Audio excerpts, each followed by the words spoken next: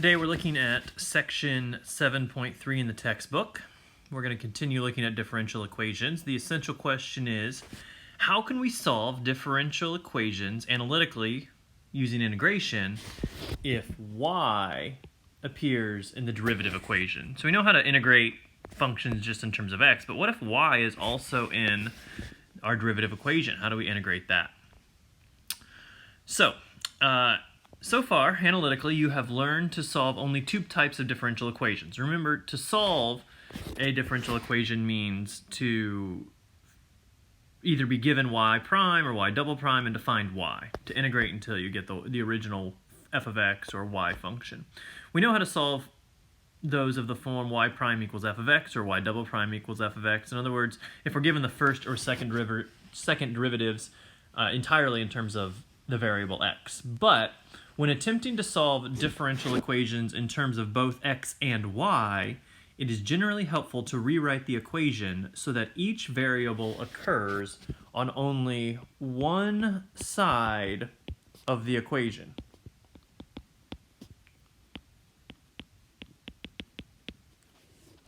This is a strategy that is known as, or called, separation of variables, just like the title on this slide says. So we're going to separate the x from the y. You'll see how this works. So our first example, we want to solve each of these differential equations.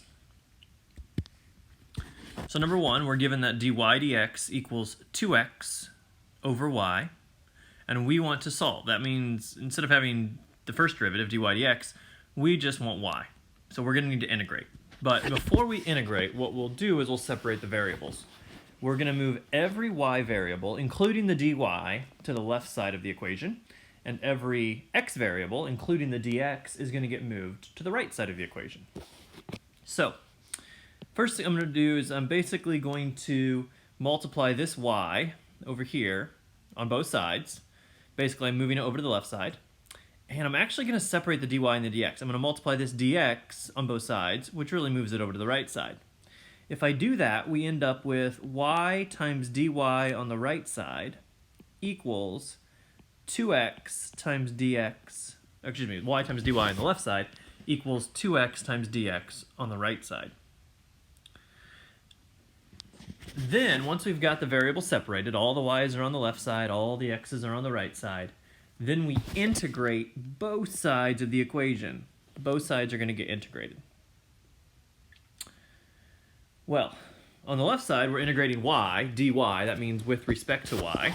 Well, the antiderivative of y, just like if it was the antiderivative of x, the antiderivative of y is going to be 1/2 y squared. Equals, the antiderivative of 2x is going to be x squared plus c. Now, you might wonder why I didn't put a plus c on both sides of the equation. It's not really wrong to have c on both sides of the equation. They could be different c's, but we're going to do some different kind of algebraic techniques when in regards to moving c around in the equation. And basically, if you had, say, a plus c here, we'll call it c sub 1, and this was c sub 2, the next thing we're going to do is we're going to solve for y, just like you would normally solve a function or equation for y. So we would move this over here. We'd have this constant right here that we don't know. We'd subtract this constant over here that we don't know. We'd end up with some constant term on the right side that we still don't know.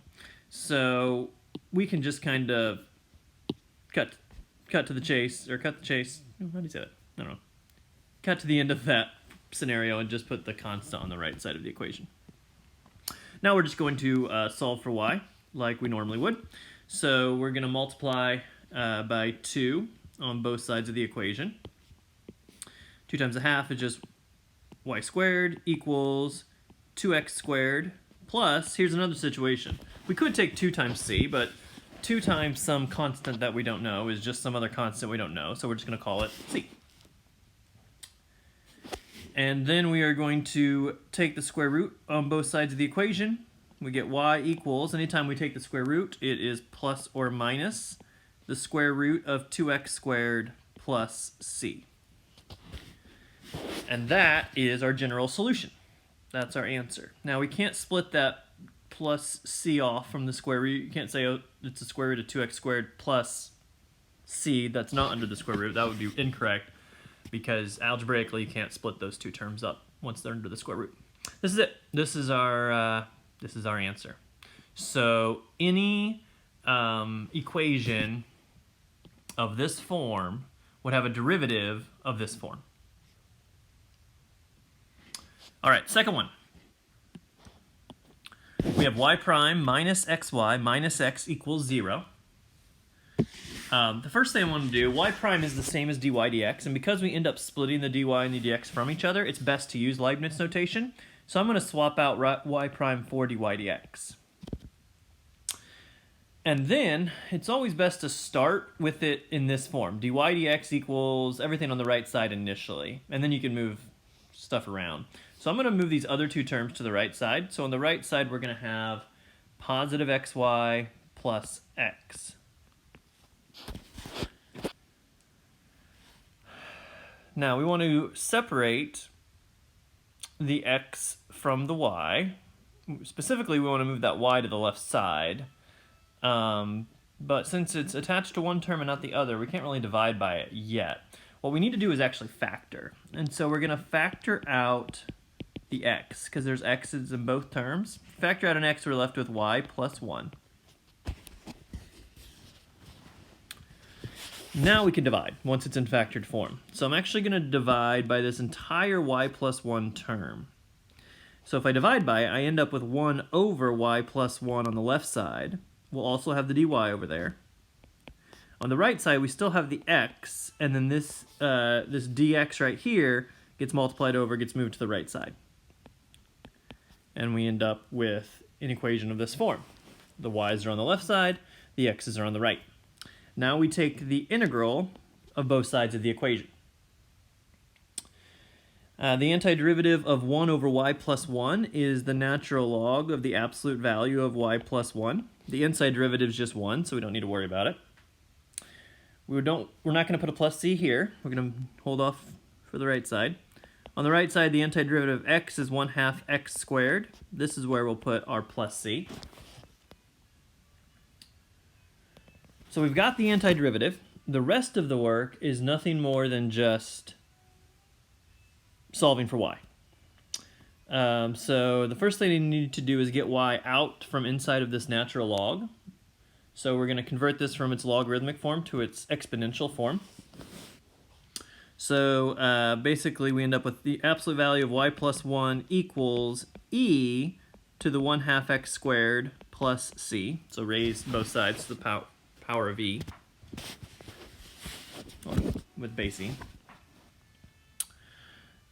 Now, this is perfectly fine what we've written. However, we will generally write this a little bit differently. When we have something of this form, e to the 1/2 x squared plus c, there's going to be kind of a shortcut way that we write this.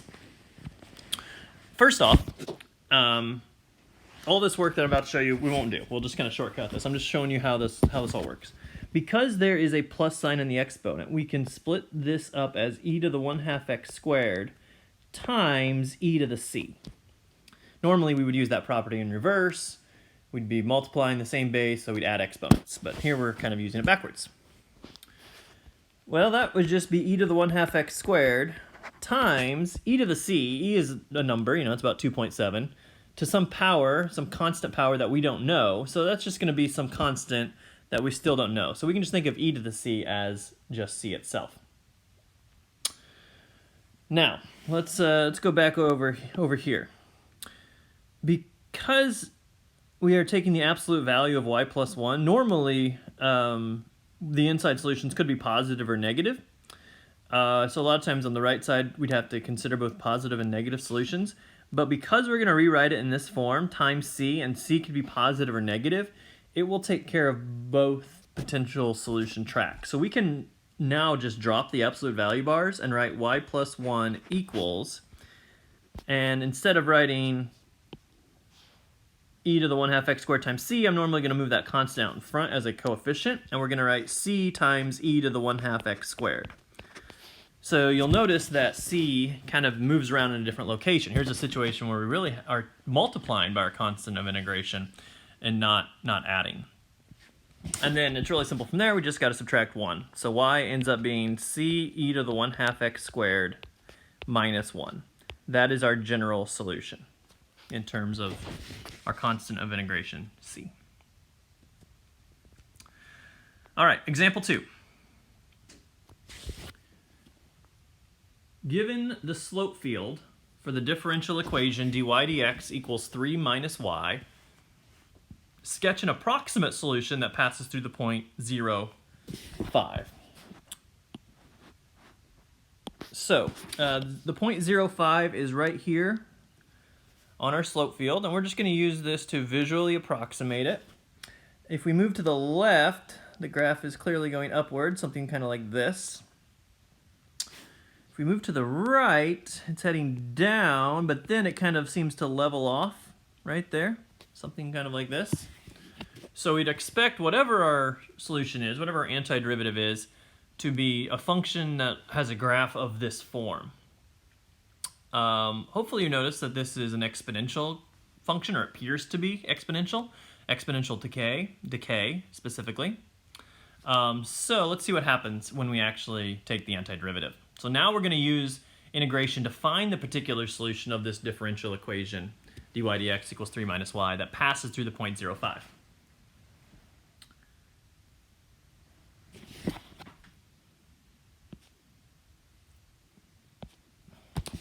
So this problem, we don't have an x at all. To get y to the left side, we can't just add y over here, because then we would have like y plus dy, and you don't want that. You always want to be multiplying or dividing. So we're actually going to take this entire factor, 3 minus y, and we're going to divide by it. So what we end up with on the left side is 1 over 3 minus y dy. On the right side, we actually don't have an x. We have nothing. I'm going to leave it as just 1, and then the dx gets moved over there. We have 1 times dx. That 1's just a placeholder. It'll help us when we integrate. So now we're going to integrate both sides. On the left side, 1 over 3 minus y is the natural log of the absolute value of 3 minus y. However, this time we do have an inside derivative that's not 1. The inside derivative is negative 1. So we have to divide by negative 1. Dividing by negative 1 is the same as multiplying by negative 1. So there we go. But if we had, like, say it was ln of the absolute value of 3 minus 2y, we'd have to divide by negative 2, or have a coefficient that is negative 1/2. It's a real simple u substitution. On the right side, the antiderivative of 1 dx is just x plus c. Now we're going to solve for y. First thing we need to do is move that negative, divide both sides by negative 1, or multiply both sides by negative 1. We have ln of the absolute value of 3 minus y equals negative x. Once again, we could write minus c if we wanted, but minus c plus c, it all means the same thing, so I'll just leave it as plus c. We're now going to use this strategy from the previous example right here. We're going to use that strategy to kind of simplify as we write the next step.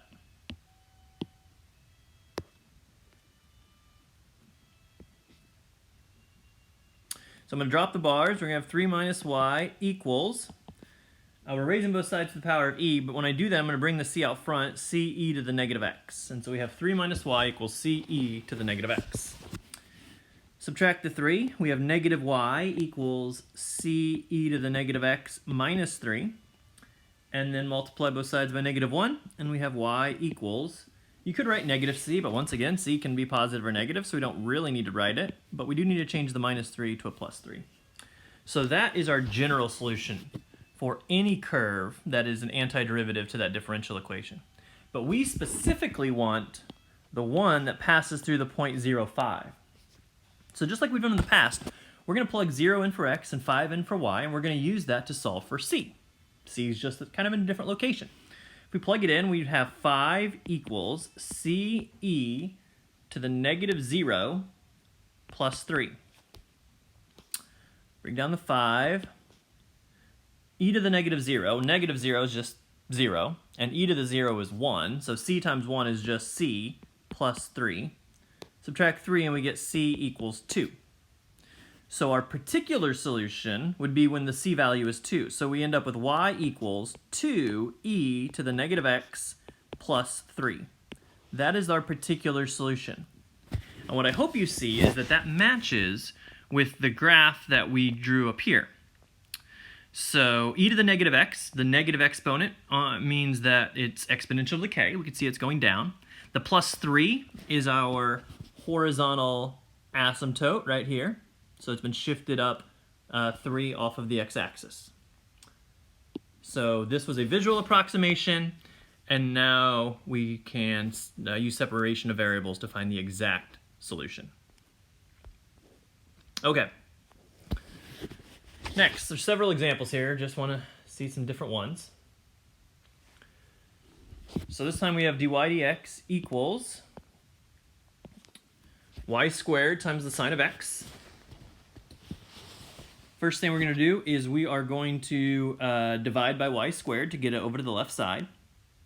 We could write 1 over y squared, although I'm going to write y to the negative 2 dy equals sine of x dx.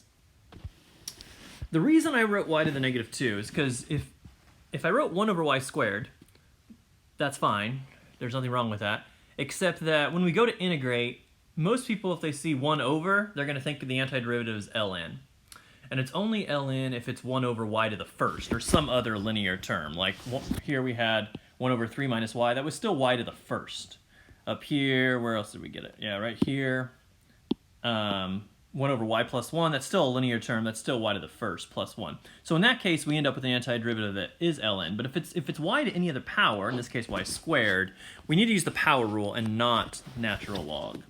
So when we go to integrate, we're just going to integrate y to the negative 2 using the power rule.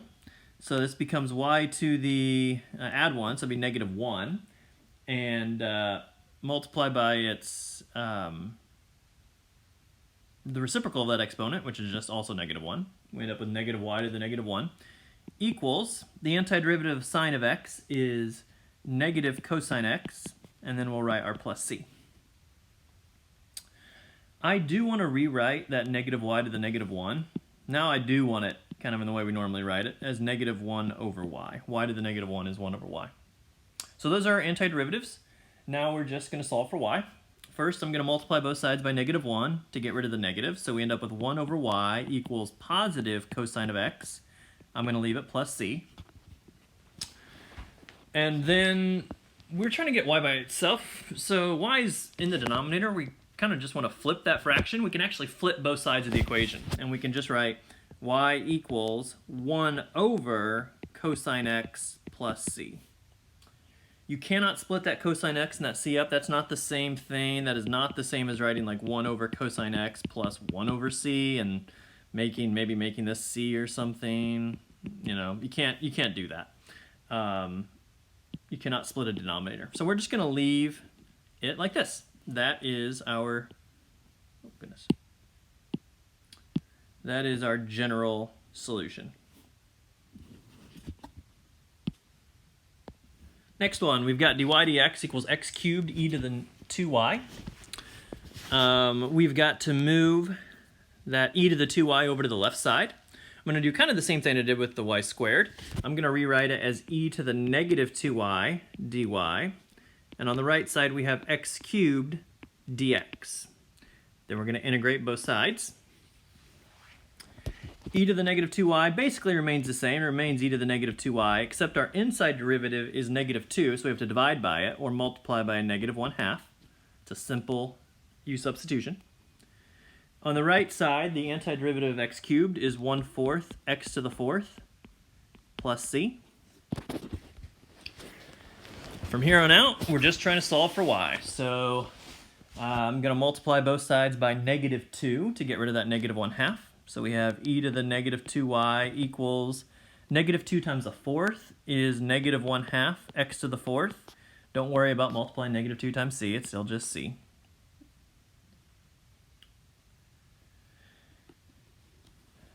Now this time, in the past we've, say over here, we've tried to get rid of ln's, and so we've turned it into its exponential form. We've turned it into an equation with base e. This one's the reverse. We have an equation base e, and y is stuck in the exponent. So we need to convert it into its logarithmic form to get y out of the exponent. So basically we're taking the natural log of both sides. We end up with negative 2y equaling the natural log of negative 1/2 x to the fourth plus c. You might wonder why I didn't put absolute value bars around that ln. Absolute value bars are only used when ln is the antiderivative, and ln was not the original antiderivative. We're just solving for y, so we don't have to worry about absolute value bars. Once again, that plus c cannot be split up. In this case, it has to stay inside the parentheses. Last step, divide by negative 2, and we have y equals negative 1/2 ln of the quantity negative 1/2 x to the fourth plus c. That is our general solution. Any function of that form would have a derivative of this form.